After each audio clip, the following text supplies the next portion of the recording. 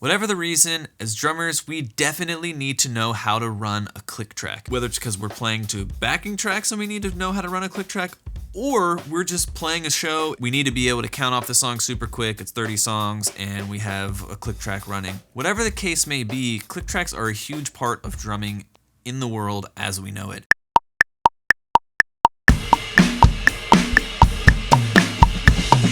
So today I'm going to talk about 3 different ways that you can create and run click tracks for your band. Now before I actually tell you the source and where you can get these click tracks, I want to talk about how you can run these click tracks to your band.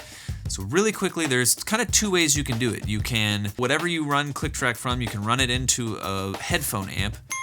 And you can run the headphone amp to a bunch of different people and they have adjustable levels and they can get click track. Or you can, if you have an interface with enough outputs, you can run everything out your output. I'll make that a whole nother video because I think that in-ear monitor setups, kind of on the like run and gunning in-ear monitor setups is an interesting thing that not a lot of people talk about. So I'll probably make a whole nother video on that. But you can use headphone amps or interfaces to send stuff out to where you go. I use a Focusrite interface and it has mix software where you can individually make a bunch of different mixes. So it's super useful. But those are 2 ways that you can kind of route all of these click tracks to you and your bandmates. But as far as what click tracks and how to use them, let's get into that. First way you can run click tracks in a live environment for yourself and for bandmates, and this is probably my least favorite way just because of the nature of the touchscreen, but it is with your phone. There's an app that I really like called Tempo, made by Frozen Ape, and that app is great. I really think it's important when you're running click tracks to have everything be as seamless as possible, and this app does a really good job of allowing you to make set lists. So if you work with a bunch of different artists, you can have a set list for each of them with all of the songs. You can check the set list before you get on stage, make sure all your tempos are lined up, and they have a gig setting where it just doesn't display any of the pick your tempos and stuff, pick your subdivision, but it just displays going from the one song to the next. So when you're on a gig, all you have to do when you're done with one song is hit the next button, jumps down to the next tempo, and you're ready to count that song off. But this app is great. It has a bunch of different features on, each tempo can have its own subdivision and all of that stuff. It has a bunch of different sounds. You can select, I like the little blip thing, sounds like this. They have other blips and wood blocks and cowbells and all that stuff. So this is the best way to do it, I think, from your phone is an app like this that allows set lists. But I will say, the touchscreen can get iffy. iPhones aren't really great at having a way to split audio. You have to have a lightning cable now, and that's got to find a way to get to 1/4 inch so that it can get all of the other. It's kind of a pain, and also it's your phone, so it is kind of more breakable than something like a dedicated piece of hardware or like a Tama rhythm watch or something like that. So use it at your own risk. It is hard to get audio out, and the touchscreen can be iffy sometimes on stage, or if you're at a festival and it's really bright outside, it can sometimes be hard to see the screen. And then it's your phone, so if it breaks, that's tough. But that's the first way you can do it. You can run click track from your phone. I'll do a little 1A here. You can use a dedicated metronome. Dr. Beat is one, the Tama Rhythm Watch. The Yamaha used to make a metronome that was the best metronome, but they don't make it anymore. I don't know why, but mine died. But there are a couple different options.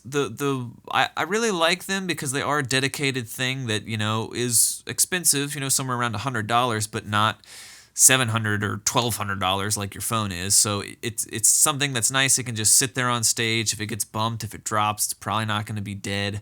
But the thing I don't love about metronomes that are standalone, like the Dr. Beat, is they don't have a huge amount of programmability. You can program a set list, have one song go to the next, go to the next, go to the next. But if you play with a band that has, 30 different songs that you rotate night in and night out, there's not a great way that I know of on most of those standalone metronomes to, dial in between songs. So that's why I don't own one. I really wish there was a better way that they worked, but they just really haven't gotten to the point where, if you could take a Dr. Beat but have the ability to make a better set list, that would be ideal. I would definitely pay money for that, and it would be, great because it's a standalone thing. You don't have to use your phone. It would have outputs on it. It would be great. So the second way, and I actually have a whole video on this, but you can run click track with the Roland SPDSX or any drum pad that you have on stage. I really like this idea because even if you don't use the drum pad, you don't use samples from the drum pad on certain songs. If you have a Roland on stage and you want click track, you can run the headphone out and you have a click track to yourself, and then you can route it to your other bandmates, and it's great. All the tempos can be tied to the Roland.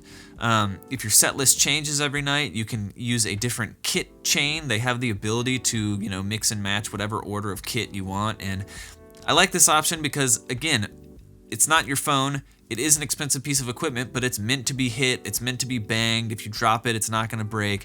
And it's a standalone thing that's there. You just hit one big hardware button and it switches to the next kit to go to the next tempo. You can individually control your headphone out or your click track out right on the unit with a knob. I really like it. This is actually probably my favorite way to run click track. If there's no backing tracks involved, because it's a solid piece of hardware meant to be beat up, and all of what you're doing, all the changing you're doing is with hardware buttons, not on a little tiny touch screen. So this is probably my favorite, the most low maintenance way that you can run click track to your band is with, something like the Roland SPDSX, where it's giving you click track and you have some hardware control over how loud stuff is and going to the next one. So the Roland SPDSX is the second way that you can run click track for your band. The third way that you can run click track is with a DAW like Ableton or Logic or whatever, and you can create click tracks in these programs. I run tracks with Ableton Live. Again, I have a whole course on that, so if you're curious about that, how to run backing tracks and click track with a band live on stage, you can go to the description, check that out. The benefit of creating click tracks in a DAW is you can actually add count-ins. So if everybody on stage is going to get a click track, instead of you having to count the song in, which, obviously if there's backing tracks, this goes without saying, but even if you're just running click track to everyone, if you custom make those click tracks, you can add a count in yourself. And what that does is it allows everybody on stage to, instead of you having to count everyone in, you can just, there you go. The count in is right in the click, and right when you switch to that click, it'll count them in and everybody starts together. I would recommend always making your count ins the same length. I always do 2 bars. I do a 1, 2, 1, 2, 3, 4. I always do a 2-bar count in. Even if I'm bleeding from one song to another, I'll try my best to make a 2-bar count in, even if that means the count in has to start while the other song is still going because it's a super tight. I always just try to have a 2-bar count in, but that's besides the point. You can create click tracks with count-ins in your DAW, and then you can either, during the show, run them out of your DAW, so run them out of Logic or Pro Tools, or I think Ableton is the best for running live tracks and stuff. So again, in the description, I have a whole course on it. But I think that Ableton is the best for doing this because you can warp the tempo in real time and do all this crazy stuff. But you can either run all of that stuff with your click and count-ins now. You can run that out of your Ableton or what have you, or you can export all those click tracks and load them on to your Roland SPDSX and use those on the Roland, or you can even load them onto like an iPad and run it off an iPad. So at the very least, now you have a click track, but also you have count-ins. And I think the count-ins really are a way to up the production level instead of you having to count everything off. If everybody's hearing the click track, you can just roll the click track and everybody starts the song at the same point because the count-in is in the click track. So here's a little preview of what that looks like if you were to do this in Logic Pro. All right, what is up everyone? So I wanted to show you how you can make click tracks in any DAW. So one is you can use the onboard metronome sounds and just bounce out as much space as you need. But I don't love, I have my own click track sounds that I really, really like, and my own count sounds that I like. So there's a couple ways you can do this. One is you can just drag it onto the timeline. So I have an audio track here. I can label this click. I can find where the files are on my hard drive. Drag in beat 1. That's actually the count. Let's see. I can do a downbeat. Downbeat. There's the offbeat and there's the strong beat. I can go in here and manipulate each of these where I need them to be. So I have a measure.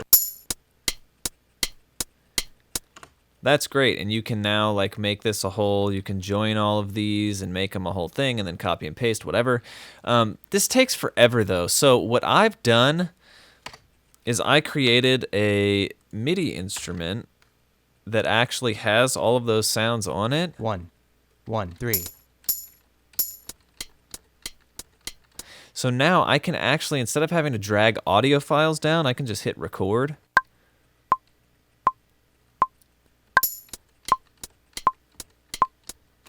Wow, timing was terrible, but it doesn't matter because I can click this, highlight them all, make sure all the velocity is the same, and then quantize to eighth notes, and I have a perfect MIDI region that's totally flexible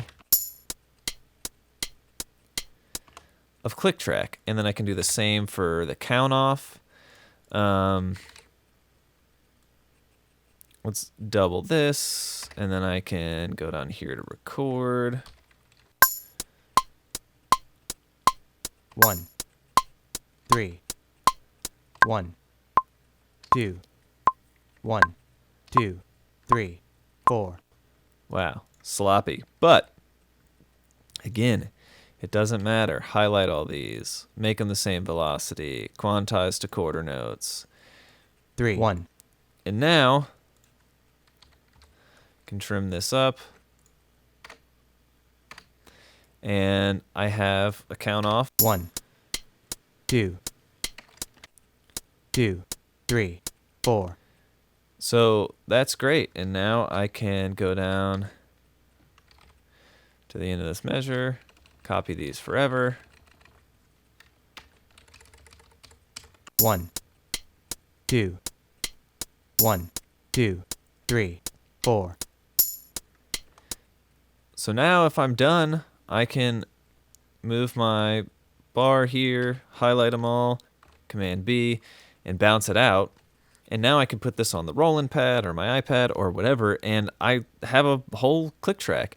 And if I need, the benefit of doing it MIDI instead of audio is if I need this at a different tempo. So let's say that's the first song, it's at 80 beats per minute. If I have another song that's at 110, I can just change the tempo up here. 1, 2, 1, 2, 3, 4. So now I have a click track template. I could save this project, and anytime I need to print a new click track, have it all queued up by MIDI, and I can just go and, now it's 75. 1, 2. And all of these are just ready to export. All right, so there you go. Those are the 3 ways that I think you can run ClickTrack lives. You can run it from your phone using an app or a standalone metronome. You can run it from something like the Roland SPDSX, where you either use the onboard click it has, or you load in your own ClickTrack samples. Or lastly, you can create click tracks and count-ins in a DAW of your choice, whether it's Ableton, Logic, Pro Tools, and then you can run it out of whatever DAW you created in, or bounce it out and put it on an iPad or a Roland or whatever, run it out of iTunes even if you want, and you can just go from there. So those are the 3 ways you can run ClickTrack. Put in the comments if you're interested in this stuff, you want to know more about backing tracks and ClickTrack and all that stuff, or if you have questions about anything I talked about or anything related to it. And also, subscribe. Hit that subscribe button, ding that notification bell. New lessons are coming every week, and yeah, I think for now that's it. So go create some click tracks, get some count ins, and I'll see you in the next one.